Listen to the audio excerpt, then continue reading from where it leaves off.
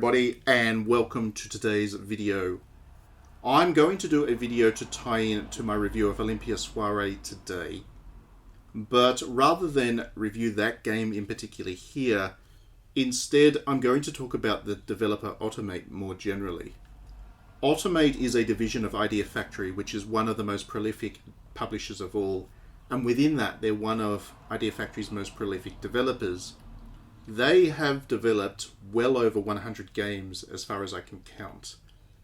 And while we don't get anywhere near enough of them out here in the West, the consistency and the quality of the games that we do get is pretty amazing.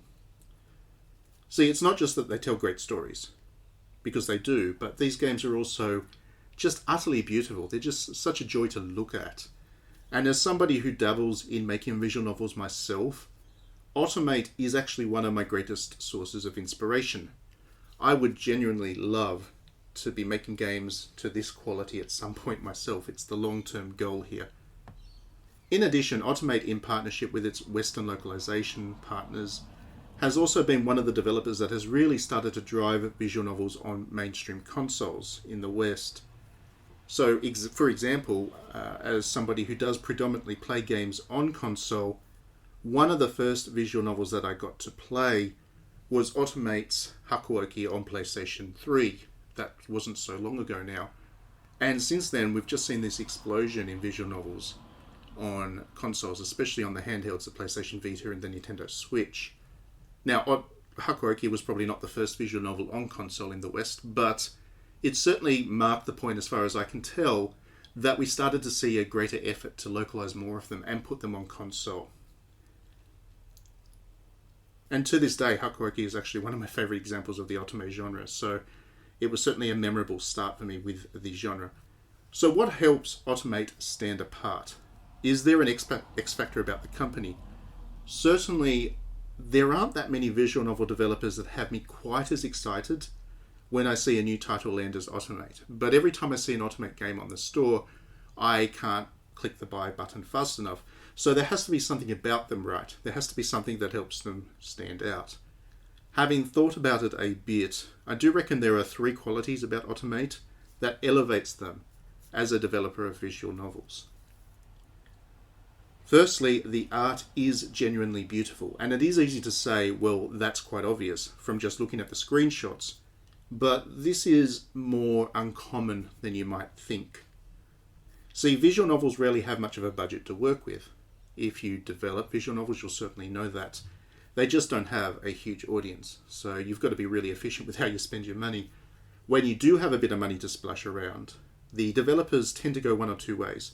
They either try to make their games look like more mainstream anime and pull in the anime audience who might not usually play visual novels, or they'll spend big on fan service and try and drag those players in.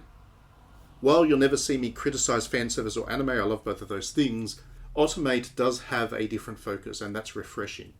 They're still all about beautiful people, and certainly anime in style, but their art isn't exclusively focused on those tropes.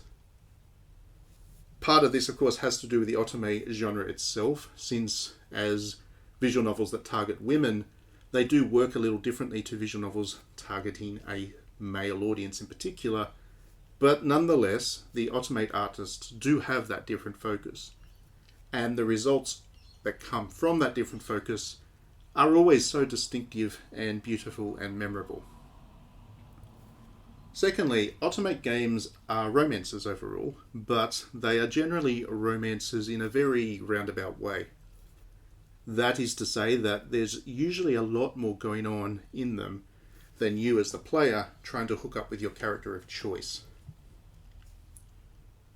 And that thing that is going on in the background, or actually usually in the foreground, is usually pretty deep as well. So, for examples, whether it's Code Realize's play on literary figures, Hakuoki's historical drama, or Olympia Soirée's musings on class and race, these games aim to give you something more to think about than simply the romance angle. And that gives them something more meaningful to latch onto. The context is deeper. In other words, you don't tend to forget about your time with these games. Indeed, they can actually inspire you to learn quite a lot more and start to research beyond the scope of the game. So, for example, Olympia Soirée has a lot of Shinto running through it. So, for people that are interested in the spiritual side of Japan, you could play this game and then find yourself doing a lot of research afterwards. I actually found myself doing a lot of research on the Shinsengumi after playing Hakuoki. I hadn't really known much about them before the game. Afterwards, I knew a lot more. So, as somebody, I do like to encourage people to play games that encourage them to learn things, and Otomate actually does that very well as well. Thirdly, Otomate games don't pull punches when it's relevant. So, for example, purveyors, and I hope I've pronounced that correctly, but I probably haven't. That game is rife with bloodshed and abuse. I know more than a few people that started to play it assuming that because it was an Otome, it was all going to be romance and stuff. And at the other end of it, after coming out, they didn't get candies and sugar hearts exactly. They came out with their eyes pretty wide open. It was a pretty shocking experience for them. Olympia Soirée itself has plenty of darkness in it, and it plays quite heavily into those racism themes that I talked about beforehand, and it itself doesn't pull punches either. It's kind of sad that in the modern era, it's almost brave for a game to deal with topics that can be triggering, because the potential fallout that you can get from doing that is extreme, and there's very little to actually gain from doing so. I understand why developers would want to avoid these themes lest they backfire on them on social media, but Otomate seems to be quite confident that its players will understand and appreciate even being challenged a little.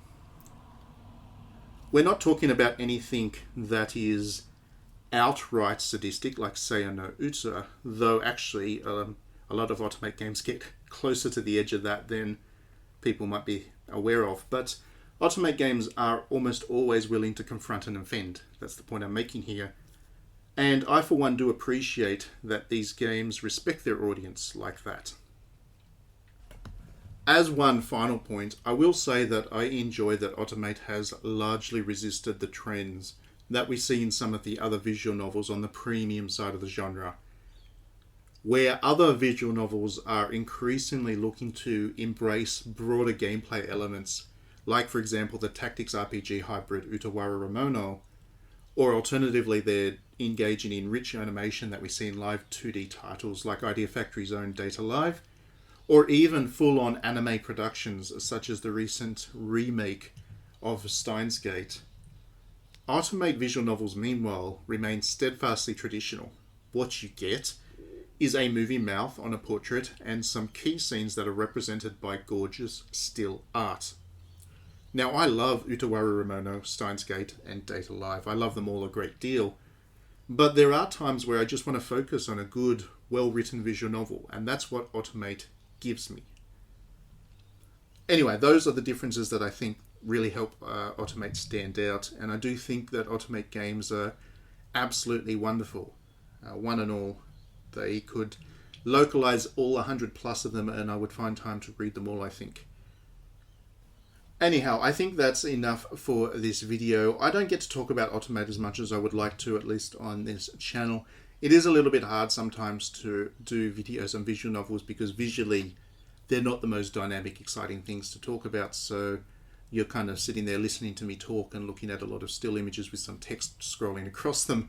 I know, I'm well aware that it doesn't make for the most engaging videos, but there is an audience for visual novels out there, and I do certainly want to make sure that people are aware that these games are actually really good and really worth your time, as niche as they come across sometimes.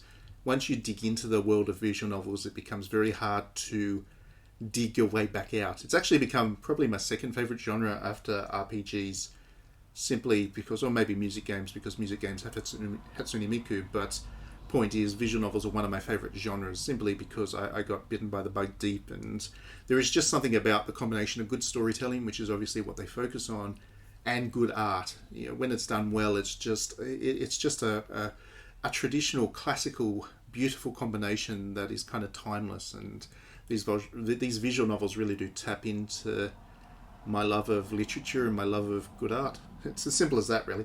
Anyway, do check out my review on digitallydownloaded.net for this Olympia Soirée. I do love it, as you can probably guess from this video. It's got a good review score and stuff. And do let me know your thoughts about visual novels in the comments. Do you play Otome games? Do you play Otomate games? Do you play visual novels more generally? What are your thoughts? Let's have a good chat about them. Other than that, I don't think I have too much else to say right now. Oh, yeah, I better go through the normal stuff. Please do click that like and subscribe button if you enjoy my videos. That way you won't miss any as I upload them. And if you want to support what we're doing on digitallydownloaded.net, please do consider backing us on Patreon. You can do so for $1 a month or more if you're feeling generous. And in return, not only do you support the videos and the website stuff that we do, but you also get a 48-page magazine each month. And we just published one a couple of days ago now, and it's a very good magazine, I like to think. So it is the best, cheapest subscription for a games magazine that you'll get. Anyway, thanks as always for tuning in. We'll see you next time.